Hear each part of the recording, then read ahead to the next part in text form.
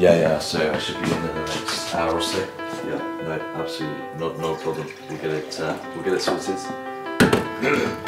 I've already spoken to them, and they said it would be fine. So. Okay. Yeah. All right. See you soon.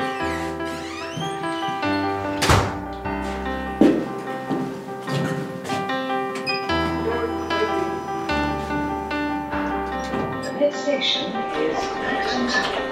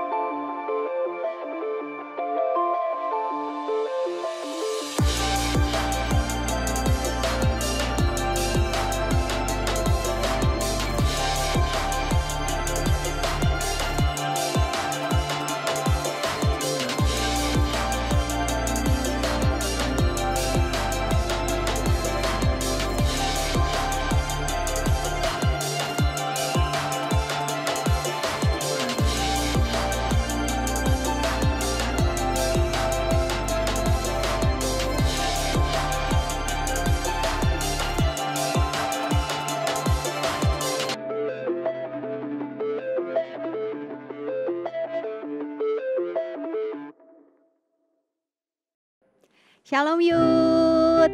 Mana nih suaranya? Ayo Yud, suaranya mesti kenceng. Sekali lagi ya.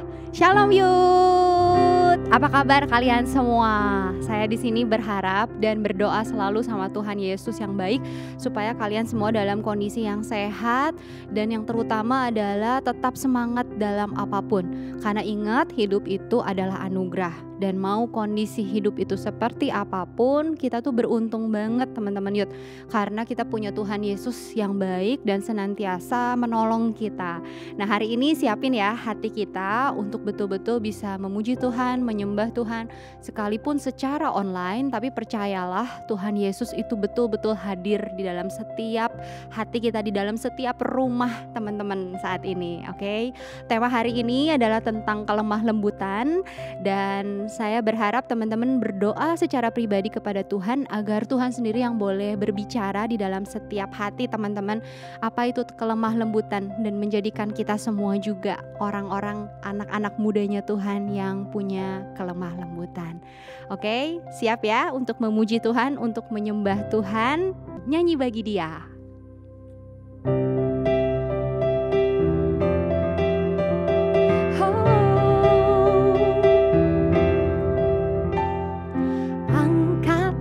Suaramu, puji dan serukan nama Yesus, tanggalkan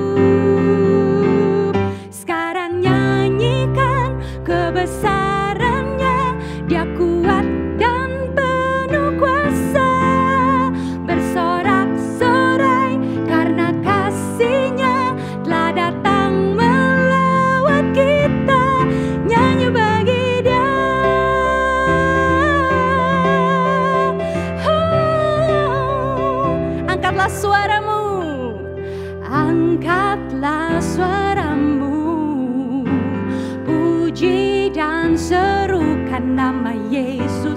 Tanggalkan bebanmu, tak perlu kau khawatir, sebab Dia sanggup. Amin. Gerakkan kakimu, menarilah dan bertepuk tangan, bersukacitalah.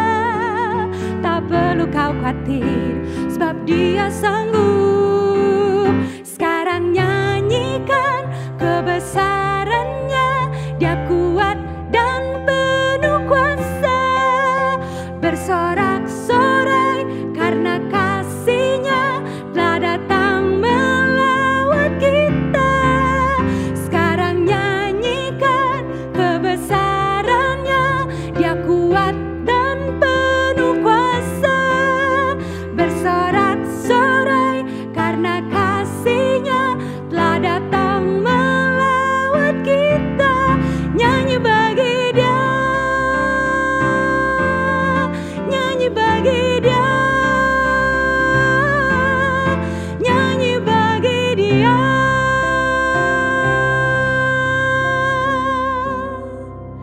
Kami mau menyanyi bagi-Mu Tuhan dengan segenap hati kami, karena kami percaya sungguh Engkau senantiasa menjadi Allah kami yang terbaik dalam hidup kami. Apapun yang kami alami Tuhan hari-hari ini, kami mau tetap percaya bahwa kami punya penolong yang sejati, yaitu Engkau, Yesus Kristus.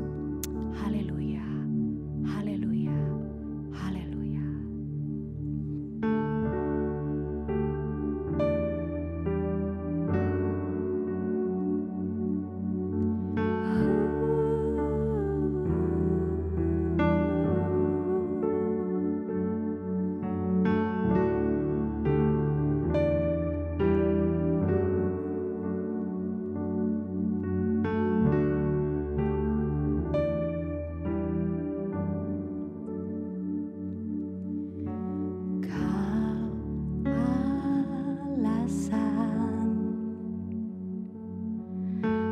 Dalam hidupku,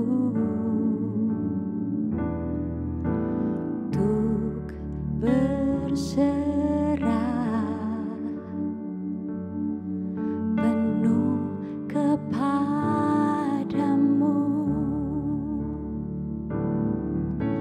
Di luarmu ku tak akan mampu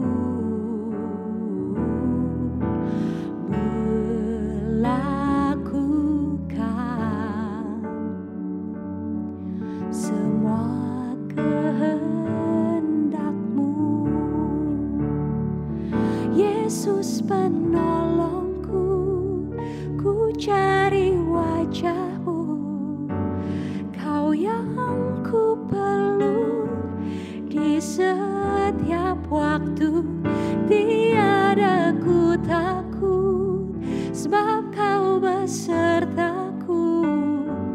Karena Kau Tuhan di atas segalanya.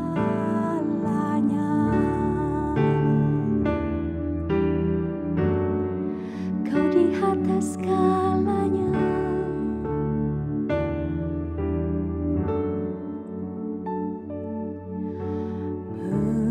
Meski harus ku lewati lembah, namun Engkau tak lepaskan aku. Yesus penolongku, ku cari wajah-Mu, Kau yang ku perlu di setiap waktu. Tiada ku takut, sebab Kau besertaku. Karena Kau Tuhan di atas segalanya. Yesus Yesus penolongku, ku cari wajah-Mu, Kau yang ku perlu di setiap waktu. Tiada ku takut, sebab Kau besertaku, karena Kau Tuhan di atas segalanya.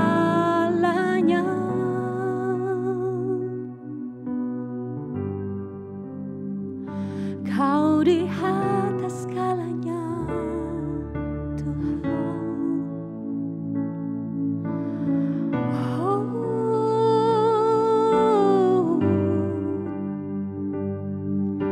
Yesus penolongku,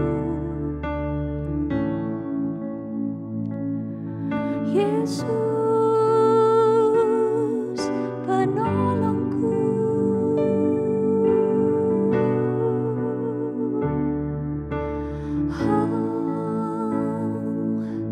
Yesus penolongku.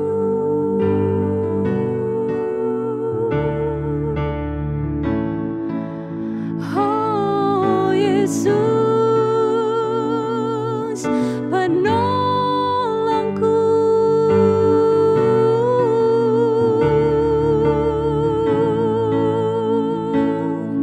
Yesus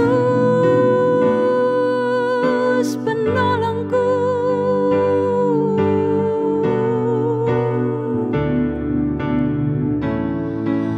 Oh,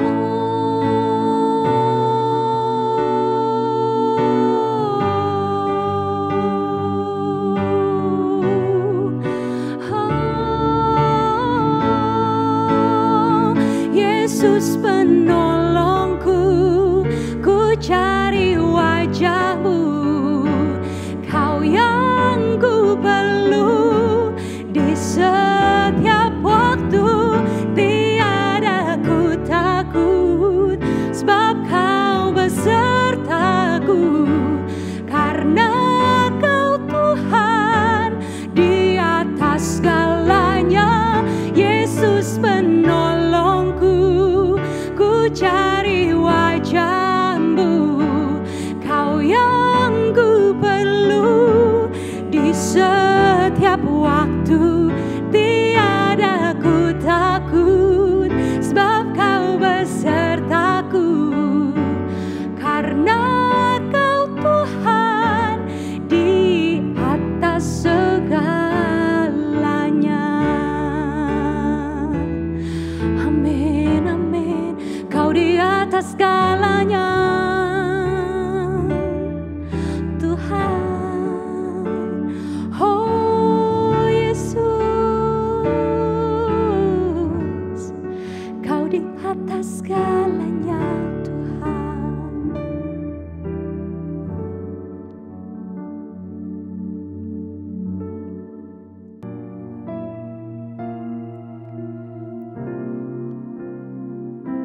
Hari ini saya rindu untuk membagikan sedikit kesaksian buat kita semua. Kesaksian ini sebetulnya saya dapat dari satu buah pujian yang dikarang oleh anak Tuhan, diambil dari firman Tuhan. Kita tahu bahwa sebetulnya apapun yang kita alami saat ini, Tuhan tidak pernah membiarkan kita jalan sendiri. Dalam firman Tuhan begitu banyak kisah-kisah nyata yang dituliskan, betapa orang Israel, kemudian anak-anak Tuhan, hamba-hamba Tuhan, itu senantiasa disertai oleh Tuhan. Ketika mereka mengalami mara bahaya, musuh, peperangan atau apapun, sesungguhnya Tuhan yang berperang bagi mereka. Dan hari ini saya mau mengingatkan kita semua anak-anak Tuhan sesungguhnya juga dilindungi oleh Tuhan. Keluaran 14 ayat 14 berkata, sesungguhnya Allah yang berperang bagi kita. Allah yang melakukan segala sesuatunya, dan Tuhan bilang kita cukup untuk diam saja, berlindung di bawah naungan Tuhan. Satu pujian yang saya rindu nyanyikan bagi Tuhan, saya ajak kita semua juga untuk bisa naikkan bagi Tuhan. Dan biar pujian ini boleh mengingatkan kita, justru cara kita melawan, cara kita fight di dalam setiap kehidupan ini, bukan dengan kita sibuk memikirkan bagaimana caranya, tapi justru lari kepada Tuhan, dan Tuhan yang sebetulnya melindungi kita, Tuhan yang sebetulnya mengelilingi kita. Kalau Bapak Ibu Saudaraku, teman-teman juga di rumah, yuk bisa lihat nanti, bisa baca dalam firman Tuhan seperti kejadian dari Nabi Elisa ketika dikepung dan bujangnya di situ nggak bisa lihat kalau ada malaikat Tuhan yang sebetulnya menyertai. Dan waktu itu Nabi Elisa berdoa sama Tuhan, bilang, Tuhan tolong bukakan mata dari bujangku ini. Dan ketika Tuhan bukain mata dari bujang Elisa ini, dia baru bisa lihat begitu banyak tentara berapi yang Tuhan kirim untuk berperang bagi kita. Pujian ini buat Tuhan, pujian ini menguatkan saya, dan mari naikkan sama-sama bagi Tuhan.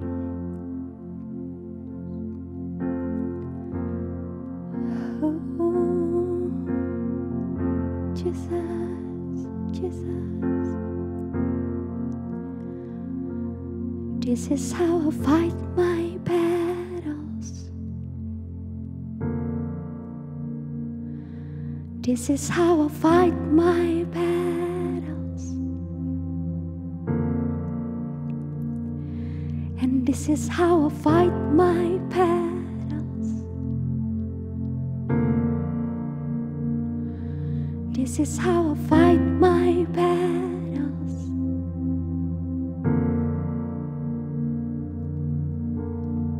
It may look like I'm surrounded, but I'm surrounded by you.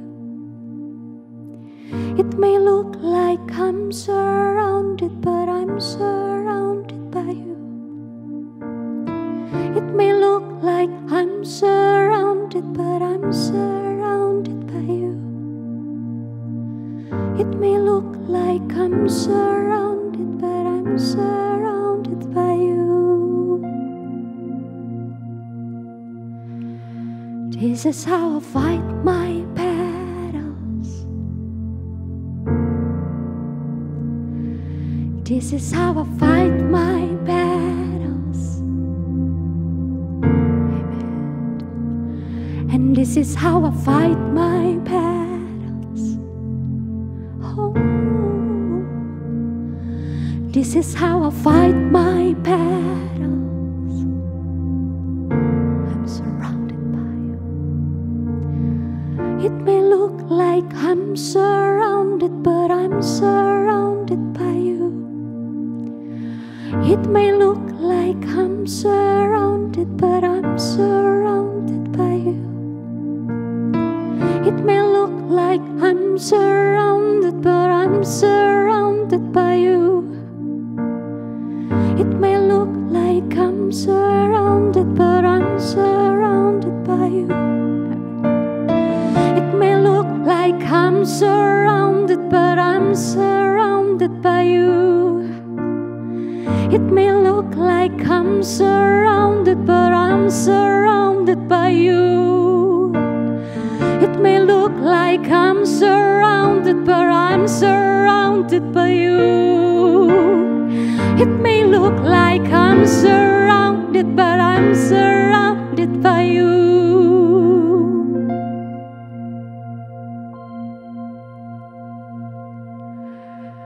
Rock of ages, clap for me. Let me hide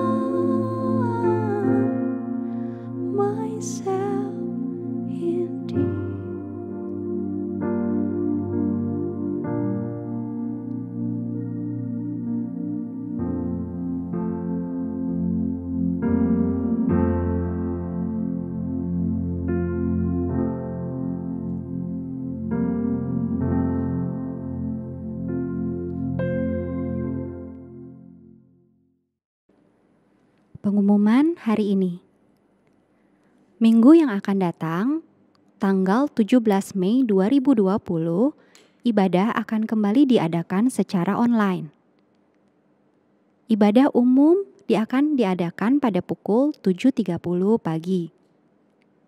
Ibadah anak-anak atau Victory Kids akan diadakan pada pukul 9 pagi. Dan ibadah untuk kaum muda atau youth akan diadakan pada pukul 10 pagi. Tema ibadah untuk minggu yang akan datang adalah Rakus.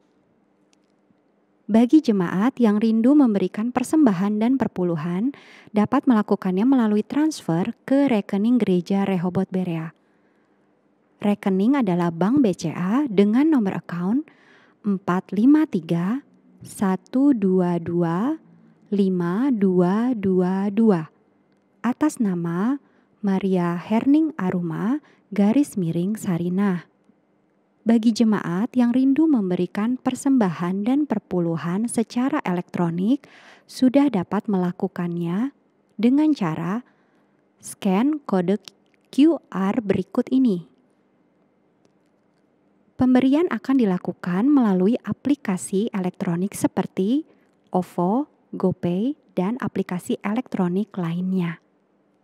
Untuk keterangan lebih lanjut, jemaat dapat menghubungi nomor telepon 0851 5656 7265. Demikian pengumuman hari ini. Hari ini saudara-saudara, kita akan mengadakan pengakuan iman rasuli. Mari kita bersama-sama untuk membacanya. Aku percaya kepada Allah, Bapa yang Maha Kuasa, pencipta langit dan bumi. Dan kepada Yesus Kristus, anaknya yang tunggal, Tuhan kita. Yang dikandung daripada Roh Kudus, lahir dari perawan Maria. Yang menderita sengsara di bawah pemerintahan Pontius Pilatus, disalibkan, mati, dan dikuburkan, turun ke dalam kerajaan maut. Pada hari yang ketiga, bangkit dari antara orang mati. Naik ke surga, duduk di sebelah kanan Allah, Bapa yang Maha Kuasa. Dan dari sana, Ia akan datang untuk menghakimi orang yang hidup dan yang mati. Aku percaya kepada Roh Kudus, gereja yang kudus, dan persekutuan orang kudus. Pengampunan dosa, kebangkitan tubuh, dan hidup yang kekal. Amin. Mari kita berdoa sebelum kita mendengarkan kebenaran firman Tuhan. Kami bersyukur buat kebaikan-Mu Tuhan, terima kasih buat pagi yang indah ini kami boleh kembali berkumpul bersama-sama melalui ibadah online. Kami percaya sekalipun kami mungkin tidak bersama-sama di dalam satu ruangan, tetapi firman Tuhan disampaikan, kami boleh memahami setiap kebenarannya, kami boleh menerima kebenaran di dalam setiap kehidupan kami. Berkati hamba-Mu yang akan menyampaikan kebenaran firman Tuhan, kiranya Engkau urapi dari ujung kepala sampai ujung kaki, menyerahkan hamba-Mu ke dalam tangan kuasa Tuhan. Biarlah Engkau boleh berbicara, memenuhi setiap kami, mengajar setiap kami, anak-anak muda-Mu. Terima kasih Bapa, kami siap mendengar firman Tuhan di dalam nama Tuhan Yesus. Kami berdoa dan mengucap syukur, haleluya, amin. Shalom anak-anak muda Berea, apa kabarnya? Saya percaya kalian dalam keadaan yang baik-baik saja pada pagi hari ini. Tema firman Tuhan hari ini diberikan judul kelemah lembutan. Nah saudara yang dikasihi Tuhan, saya mengajak kita semua membaca di dalam Matius 5 ayat yang kelima. Saya akan membacakan untuk kita semua bunyi firman Tuhan. Berbahagialah orang yang lemah lembut karena mereka akan memiliki bumi. Saudara yang dikasihi Tuhan, istilah kelemah lembutan sebetulnya memiliki banyak arti di dalam bahasa Yunani. Tetapi pada hari ini kita akan belajar 3 pengertian tentang kelemah lembutan. Saya ajak kita bersama-sama untuk memahami kebenaran ini. Arti yang pertama dari kelemah lembutan adalah kekuatan yang terkendali. Saudara yang dikasihi Tuhan, saya percaya kelemah lembutan berbeda dengan lemah. Orang yang lemah lembut tidak berarti lemah. Di dalam lingkungan yang keras, biasanya orang yang lemah akan ditindas, akan direndahkan, bahkan dijadikan keset oleh mereka yang lebih kuat. Tetapi berbeda dengan orang yang lemah lembut. Lemah lembut bukanlah orang yang lemah, tetapi sebaliknya, orang yang lemah lembut adalah orang yang kuat, bukan orang yang lemah. Kalau kita melihat saudara bahwa kelemah lembutan digambarkan seperti seekor kuda liar jantan yang dijinakan dan dikuasai. Oleh sebab itu secara sederhana pengertian lemah lembut yang pertama adalah kekuatan yang terkendali yang ada di dalam setiap diri kita orang percaya. Saudara yang dikasihi Tuhan, bagi kalian pecinta film-film Marvel tentu kenal dengan Dr. Bruce Banner. Dia punya kekuatan yang luar biasa di dalam dirinya. Tetapi ketika dia tidak dapat mengendalikan kekuatan yang ada di dalam dirinya itu, sewaktu-waktu dia dapat berubah menjadi sesosok monster hijau yang bernama Hulk. Hulk dengan kemarahannya akan menghancurkan apa saja yang ada di sekitarnya, siapa saja yang ada di sekitarnya. Tentu saudara yang dikasihi Tuhan, Hulk adalah contoh kekuatan besar yang tidak terkendali. Jelas bahwa Hulk bukanlah tokoh karakter yang memiliki kelemah lembutan.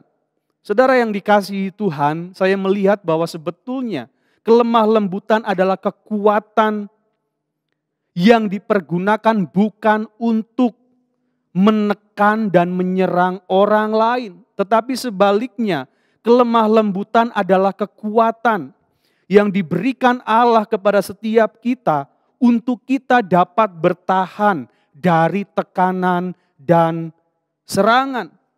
Kelemah lembutan menurut saya adalah sebuah mekanisme pertahanan yang diberikan, yang dikaruniakan oleh Roh Kudus di dalam setiap kehidupan orang percaya. Sehingga ketika tekanan datang, ketika serangan datang dalam bentuk apapun, kita mampu menanggungnya. Seperti saya katakan di awal, kekuatan kuda liar yang sudah dijinakan, yang sudah dikuasai, dapat dipakai untuk menanggung beban.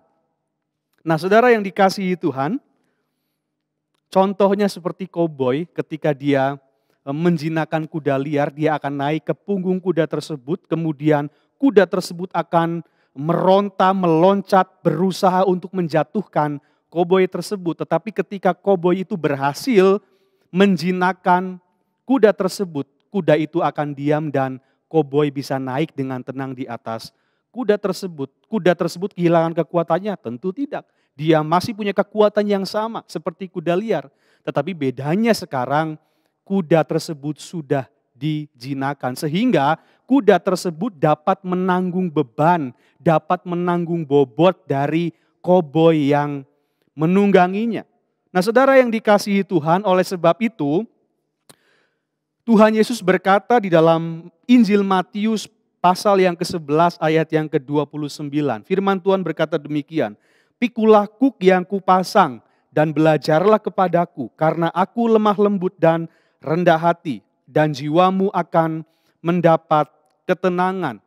Saya percaya orang yang lemah lembut akan tetap tenang di dalam jiwanya, di dalam hatinya, sekalipun dia harus menerima tekanan, harus menerima serangan dari luar. Tetapi mereka mampu menanggung itu, mampu menerima itu karena Allah yang sudah memberikan kekuatan di dalam diri mereka. Dan pada hari ini saudara, sulit rasanya kita mau belajar kelemah lembutan jika tidak langsung belajar dari Tuhan Yesus sendiri. Saya percaya Yesus adalah pribadi yang lemah lembut, yang perlu kita teladani. Saya jadi teringat saudara, pengalaman di Getsemani kembali membuat saya merenungkan betapa Yesus adalah pribadi yang lemah lembut. Dia powerful, dia punya kuasa. Dia maha kuasa, tetapi dia juga pribadi yang lemah lembut. Saya akan membacakan di dalam Yohanes 18 ayat yang ke-4 sampai dengan yang ke-6. Firman Tuhan berbunyi demikian. Maka Yesus yang tahu semua yang akan menimpa dirinya, maju ke depan dan berkata kepada mereka, siapakah yang kamu cari? Jawab mereka, Yesus dari Nazaret. Katanya kepada mereka, akulah dia.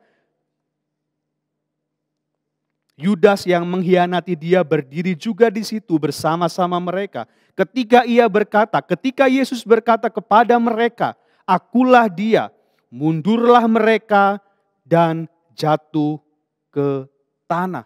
Saudara yang dikasihi Tuhan, Yesus maha tahu dia harus menanggung beban untuk memikul cawan atau meminum cawan yang diberikan Bapa kepadanya. Dia harus menerima penderitaan, tetapi dia juga maha kuasa. Kekuatannya luar biasa. Yesus punya kekuatan yang luar biasa. Kita bayangkan bahwa ketika dia mengatakan, akulah dia, orang-orang yang hendak menangkap dia tiba-tiba mundur dan mereka jatuh ke tanah. Artinya ada kekuatan yang keluar dari diri Yesus. Tetapi saudara yang dikasihi Tuhan, sekalipun kekuatannya luar biasa, dia lemah lembut. Kekuatan yang Yesus miliki bukan untuk menekan dan menyerang balik orang-orang yang hendak menangkapnya. Melainkan kekuatan yang Yesus miliki adalah untuk menerima cawan penderitaan yang diberikan Bapa kepadanya. Oleh sebab itu di dalam Yohanes 18 ayat yang ke-11 dikatakan, kata Yesus kepada Petrus, sarungkan pedangmu itu.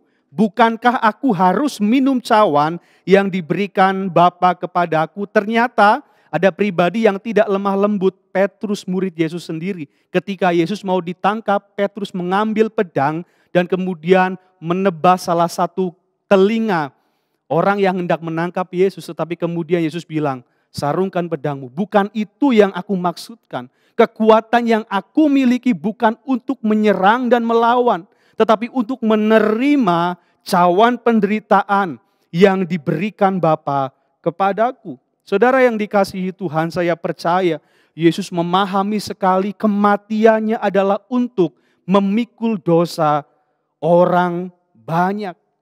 Di dalam Yesaya 53 ayat yang ke-6 sampai dengan yang ke-7 bunyi firman Tuhan demikian. Kita sekalian sesat seperti domba, masing-masing kita mengambil jalannya sendiri. Tetapi Tuhan telah menimpakan kepadanya, kepada Yesus, kejahatan kita sekalian.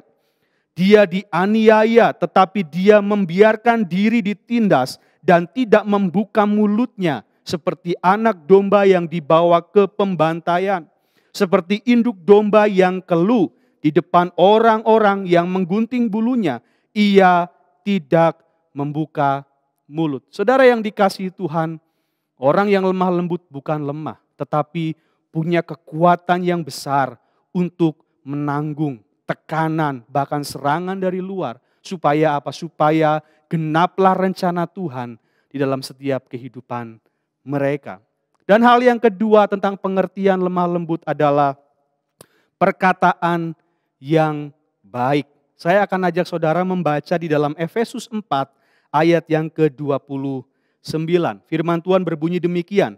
Janganlah ada perkataan kotor keluar dari mulutmu, tetapi pakailah perkataan yang baik untuk membangun di mana perlu supaya mereka yang mendengarnya beroleh kasih karunia. Saudara yang dikasihi Tuhan, di dalam pembacaan firman Tuhan ini, saya melihat dua prinsip penting yang perlu kita bersama-sama pahami, yaitu menanggalkan dan mengenakan. Menanggalkan artinya kita membuang setiap perkataan kotor dari kehidupan kita yang lama. Seperti gosip, fitnah, sumpah serapah, kata-kata kasar, bahkan kata-kata jorok yang mungkin dulu kita miliki. Kita mau tanggalkan itu. Dan kemudian kita mengenakan, artinya kita memiliki perkataan yang baik. Kita mengenakan perkataan yang baik di dalam kehidupan kita yang baru. Di dalam Kristus. Yaitu ucapan yang membangun dan memberi kasih karunia kepada mereka yang mendengarnya. Saya teringat dengan seorang raja bernama Raja Daud. Dia pernah berkata di dalam Mazmur 19 ayat yang ke-15. Dikatakan demikian, mudah-mudahan engkau berkenan akan ucapan mulutku dan renungan hatiku ya Tuhan, gunung batuku dan penebusku. Saudara, Daud begitu hati-hati dengan apa yang dia akan perkatakan, dengan apa yang dia akan ucapkan. Karena Daud menyadari bahwa perkenanan Tuhan juga ada melalui perkataannya, melalui ucapan-ucapannya. Daud tidak mau ketika perkataannya membuat Tuhan tidak berkenan atas kehidupannya. Saudara, marilah kita mau menjaga perkataan kita. Perkataan yang baik, perkataan yang lemah lembut. Karena saya melihat kecenderungan saudara, perkataan yang kotor adalah untuk merendahkan, mempermalukan, bahkan melukai orang lain. Saya melihat kondisi ini ada dalam diri Hana. Ketika waktu itu Hana menikah dengan Elkana. Tetapi karena Hana tidak punya anak, kemudian Elkana kembali menikah bersama dengan seorang istri muda bernama Penina. Tetapi karena waktu itu Penina memiliki anak dan Hana tidak memiliki anak, Penina menyakiti hati Hana dengan kata-kata yang kotor.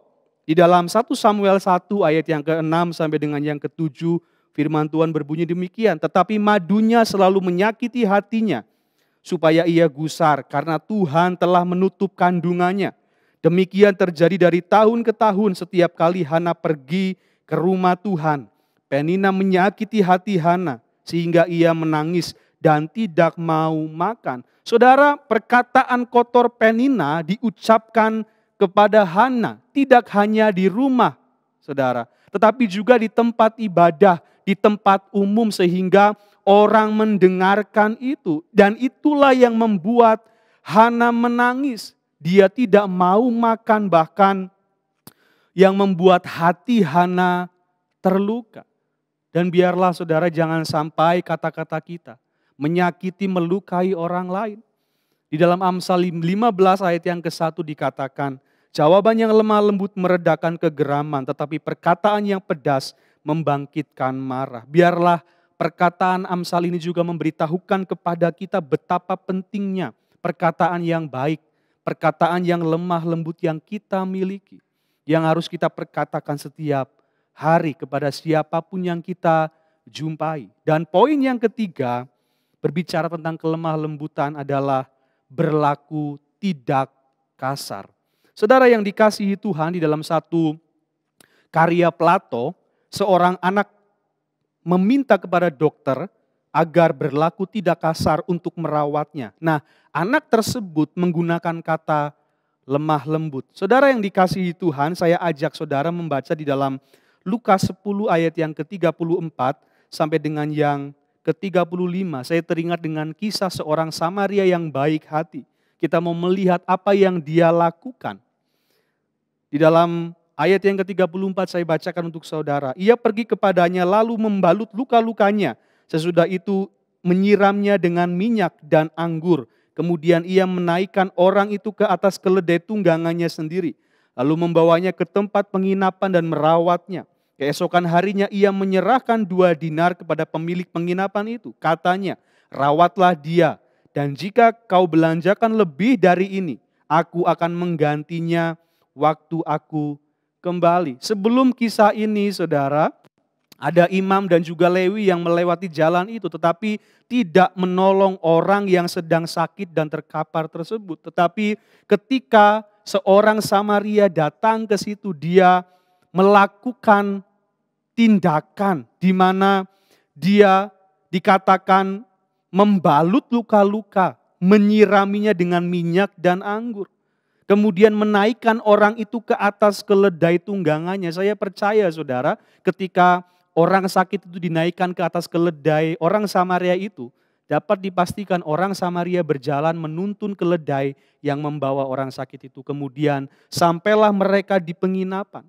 Tidak hanya itu saudara, kalau kita melihat di mana orang Samaria bertanggung jawab sepenuhnya untuk mengobati, membiayai segala keperluan untuk kesembuhan dari orang yang sakit ini. Tindakan orang Samaria adalah tindakan yang lemah lembut. Saudara, saya teringat dengan kedua orang tua saya, saudara, ketika saya merenungkan kisah orang Samaria ini, orang Samaria yang baik hati, tindakan lemah lembut yang dia miliki. Sebagai seorang anak tentu kita tidak boleh kasar kepada orang tua kita. Kita tidak boleh kasar kepada mereka. Ada saat di mana ketika mereka tua tidak bisa apa-apa, kitalah yang merawat mereka. Dulu mungkin ketika kita kecil, merekalah yang merawat kita, yang membesarkan kita. Tetapi ketika kita besar, ketika mereka sudah menjadi tua, siapa lagi yang merawat mereka kalau bukan kita, anak-anaknya. Saudara yang dikasihi Tuhan, mari kita mau menjadi orang-orang yang tidak berperilaku kasar. Tetapi kita mau menjadi orang-orang yang lemah lembut, menolong, mengobati, memperhatikan kedua orang tua kita, orang-orang yang di sekeliling kita. Dan saya percaya saudara, ketiga poin ini biarlah menjadi hal yang membekali kita untuk kita menjadi orang-orang yang lemah lembut. Dan saudara yang dikasihi Tuhan, di dalam Matius 5 ayat yang kelima jelas sekali bahwa ada kabar sukacita, kabar gembira buat setiap kita. Karena orang yang lemah lembut dikatakan mereka akan memiliki bumi. Janji firman Tuhan kepada setiap orang yang lemah lembut adalah mereka akan memiliki bumi. Apa maksud daripada janji ini? Saya percaya saudara, janji ini bersifat eskatologis. Artinya apa? Artinya orang yang lemah lembut akan diberikan wilayah kekuasaan yang besar untuk memerintah di dalam kerajaan sorga. Di mana Allah akan memakai orang-orang yang lemah lembut, menempatkan orang-orang yang lemah lembut di tempat-tempat khusus, di tempat-tempat tertentu. Untuk apa?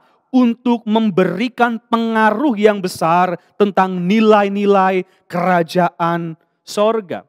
Saya teringat dengan seorang misionaris bernama Loren Cunningham, saudara.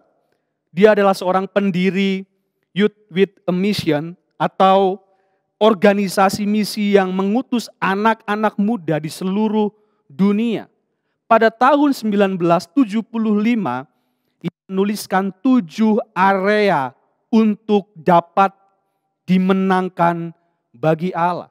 Saya sebutkan di sini yang pertama keluarga, kemudian gereja, sekolah, pemerintahan dan politik, media massa, seni, hiburan dan olahraga, dan yang terakhir perdagangan, ilmu dan pengetahuan. 7 area itu Tuhan akan berikan kepada kita supaya kita ada di sana. Dan engkau akan punya pengaruh yang besar ketika engkau menjadi orang yang lemah lembut. Tuhan akan menempatkan engkau di bidang-bidang ini saudara. Supaya apa? Supaya nilai-nilai kerajaan boleh dimasukkan di sana. Sehingga mereka boleh mendapatkan kebenaran. Mereka boleh mendapatkan cahaya kebenaran.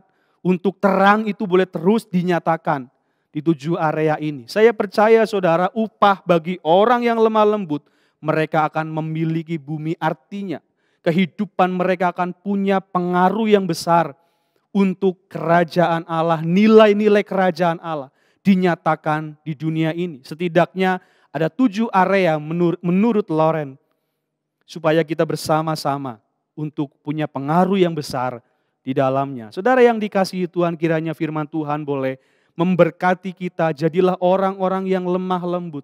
3 prinsip penting yang harus kita miliki. Ingat, orang yang lemah lembut bukanlah orang yang lemah, tetapi orang yang punya kekuatan yang besar untuk menahan serangan supaya kita tetap kuat di dalamnya.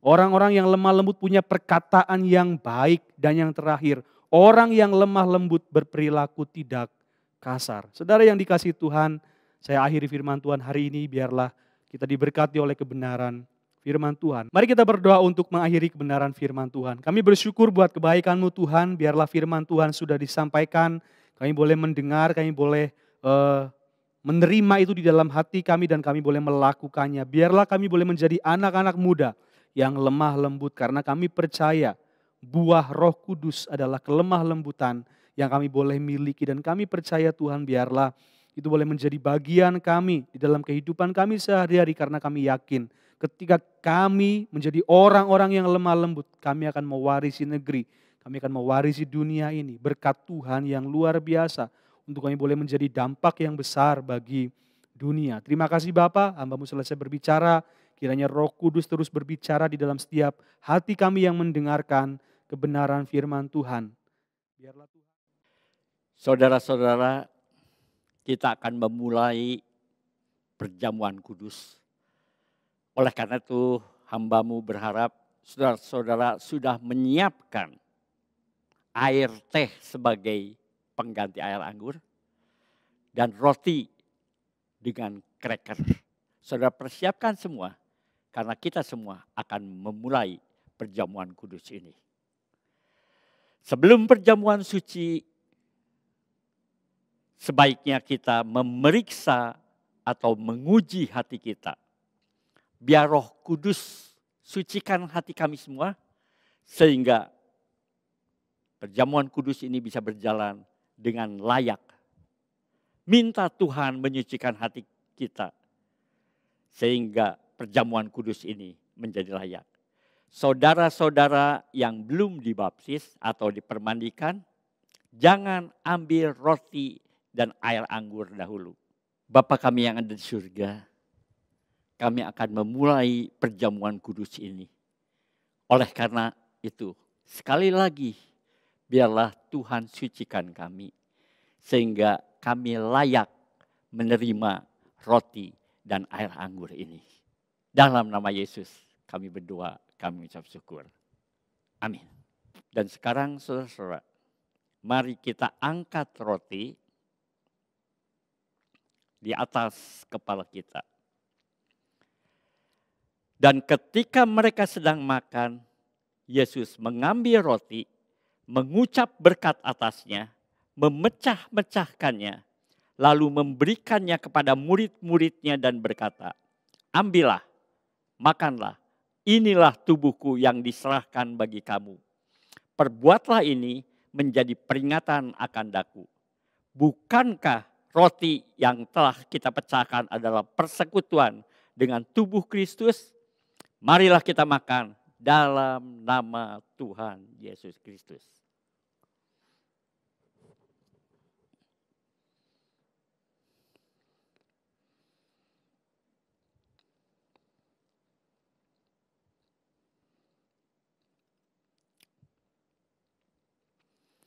Marilah kita angkat air anggur di atas kepala kita. Sesudah makan, ia mengambil cawan, mengucap syukur, lalu memberikan kepada mereka dan berkata, cawan ini adalah perjanjian baru yang dimeteraikan oleh darahku. Minumlah kamu semua, sebab inilah darahku, darah perjanjian yang ditumpahkan bagi banyak orang untuk pengampunan dosa. Perbuatlah ini setiap kali kamu meminumnya menjadi peringatan akan daku. Bukankah cawan pengucapan syukur yang atasnya kita ucapkan syukur adalah persekutuan dengan darah Kristus? Marilah kita minum dalam nama Tuhan Yesus Kristus.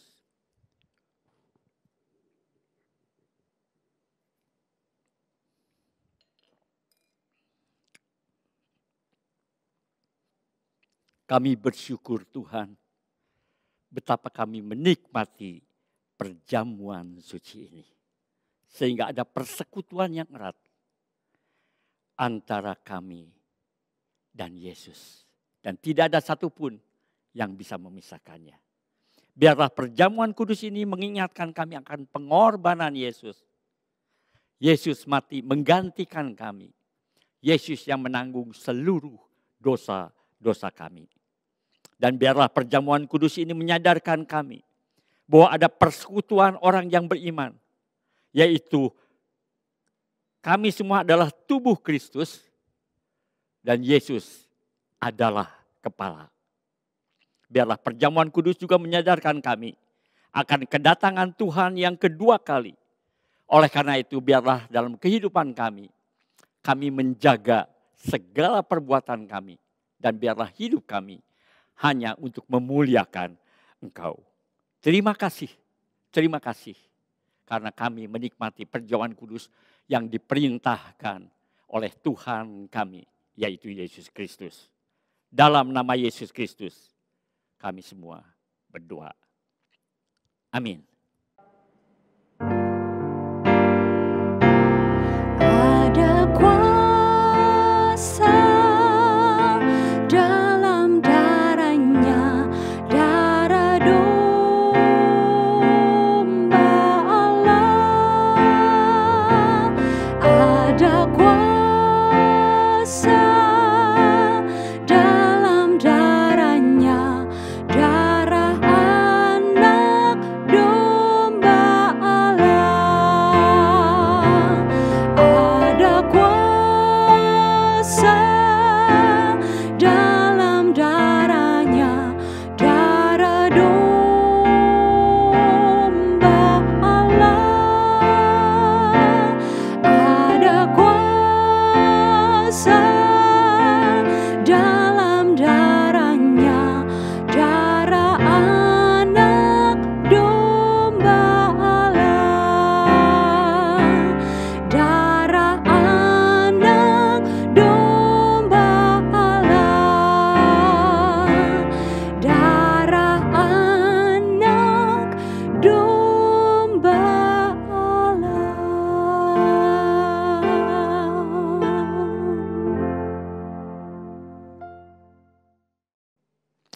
Biarlah firman-Mu yang kami dengar, Kau meteraikan dalam hati kami. Sebagai renungan kami, untuk kami lakukan. Kami menyadari bahwa kami lemah. Kami minta Roh Kudus memberi kekuatan kepada kami. Sehingga apa yang kami dengar, kami sanggup untuk melakukannya. Terima kasih Tuhan. Terima kasih. Dan saudara-saudara sekalian, angkatlah tangan saudara untuk menerima berkat Tuhan. Kiranya berkat dari Allah Bapa, kasih karunia damai sejahtera dan sukacita daripada Tuhan Yesus, dan persekutuannya Roh Kudus menyertai saudara-saudara dari saat ini sampai Maranatha, kedatangan Tuhan Yesus yang kedua kali. Amin.